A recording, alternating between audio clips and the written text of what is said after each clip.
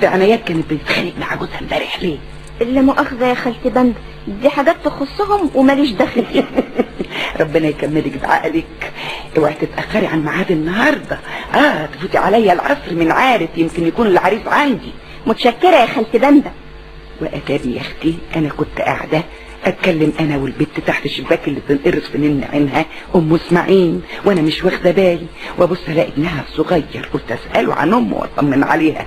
رحت نادها عليه وقلت له انت ما تعرفش غلاوتك عندي قد ايه، لما بشوفك قلبي بينشرح، وحياتك ولا ليك عليا يمين. انت غلاوتك عندي ما تتقدرش، زي ما تكون ابني تمام. الا قول لي يا حبيبي، وانا لسه اختي هسمع كلام الولد ولا ايدك الوليه ام اسماعيل طلع من الشباك وبتصرخ على ابنها وبتقول له انت يا واد يا اسماعيل اطلع يا واد، مالكش دعوه بالست دي، لقطع رقبتك. الله الله الله الله، ايه اللي بتعمليه ده يا ام اسماعيل؟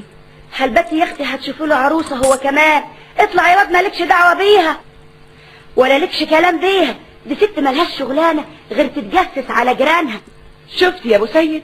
قال انا يا اخويا بستقصى عن اسرارهم، وقال ايه الواحد لازم يسأل عن صحتهم وصحة سلامتهم، لكن ما يتقصش عن اسرارهم. أيوة انا غلطانه، ده انا قصدي اطمن عليهم يا ابو سيد. تطمني على مين؟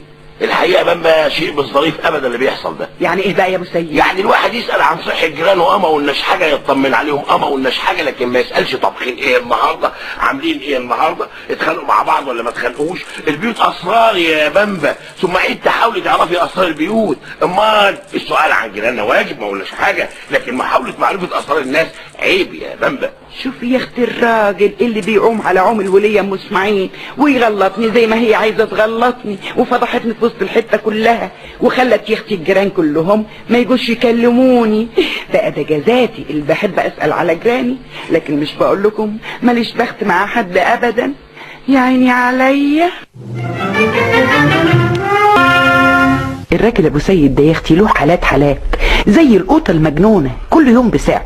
اهو عندك من قيمه يومين لقيت اسم الله عليكي غزلته رايقه، وجايلي كده فرحان وبيقول لي بمبه. نعمي؟ مش عايزه تشتري حتتين هدوم يا بمبه؟ لك يا ابو سيد؟ لا يا بمبه. امال للولاد؟ ليه ايه ولاد ايه؟ ليك انت يا بمبوز. معقول الكلام اللي بتقوله ده يا ابو سيد؟ اسم الله عليك، ده انت القرش ما بيطلعش من جيبك الا بخلق الدرس. انا يا بمبه؟ ايوه انت يا ابو سيد. ابدا يا بمبه، انا مادام معايا فلوس ما اتاخرش ابدا. جميل.